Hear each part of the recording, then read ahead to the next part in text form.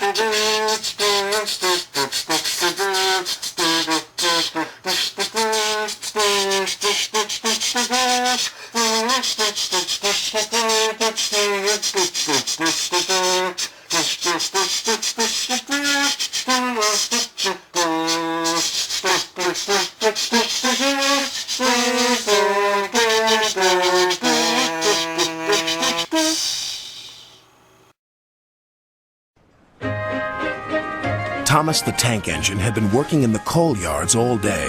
The little blue engine was covered in coal dust. "We can't clean you up tonight, Thomas," said his driver. "There's a problem with the hose pipe." "Bother," said Thomas. "A bath would make me feel much better. The others are sure to say I look silly." But the engines were too busy arguing to notice Thomas. James was talking loudest of all. "I deserve a new coat of paint. Sir Topham Hatt says I'm the pride of the line, and—" "Rubbish," huffed Henry. "We're all the pride of the line." "It's been like this all day," confided Percy to Thomas. "James is getting a new coat of paint and won't stop boasting about it." "Why, James? I'm the one who needs a new coat. Look at me." "I'd rather not," retorted James. "You're not a pleasant sight, and wouldn't understand the needs of a really important engine." Thomas was fuming. Next morning, as James was being repainted, Henry had an accident. "If you can't push cars properly, Henry, why not talk to a tree instead? You know how much you like the forest." "As a matter of fact, Bossy Boiler, Sir Topham Hatt is inspecting the island for trees that are too close to the line. He's worried they might cause trouble." "Pah!" laughed James. "If I came upon a tree, I'd just push it aside." "Really?" Henry replied. Soon James was showing off his paintwork. "Make way for an important engine." "You wouldn't feel important if one of those trees crashed on you. You'd feel hurt," reproached Percy. "Rubbish! It wouldn't dare." "You should be careful, James. Trees can be just as powerful as engines," advised Terence. "Oh, please.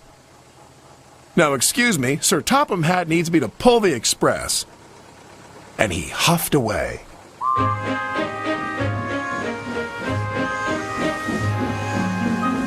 But James was wrong. "You must go to the yards and collect an important goods train, James. It's heavy, so be careful," said Sir Topham Hatt. "But, sir, I've just been repainted. Can't Thomas or Percy do it? They're dirty and like working with freight cars." "Really useful engines don't argue." So James didn't.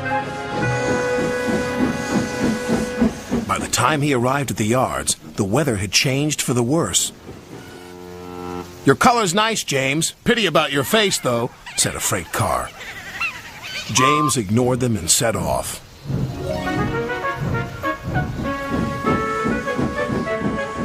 Soon they came to a hill, and his driver knew they were in for a difficult time. An old tree close to the track was being blown by the strong winds, and the rain had weakened the slope. All of a sudden, the tree moved.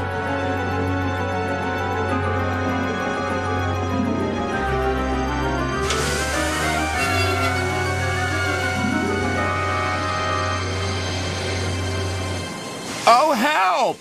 cried James. "Go away!" But of course, the tree couldn't. James tried to reverse away from the tree, but his train was too heavy. Then he heard a whistle. "It's Thomas," called his driver. James felt embarrassed and worried that Thomas would laugh at him, but Thomas didn't. He knew this was no time for teasing. "Beep, beep." "I'm ready," whistled Thomas. "So am I," replied James. "As ready as I'll ever be." They were just in time.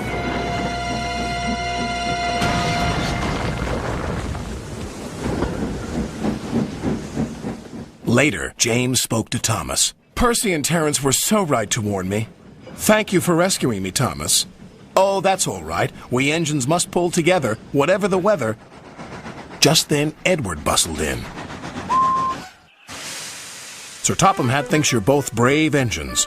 Thomas, you're going to have a new coat of paint. And James, Sir Topham Hatt says that tomorrow you'll pull the Special Express.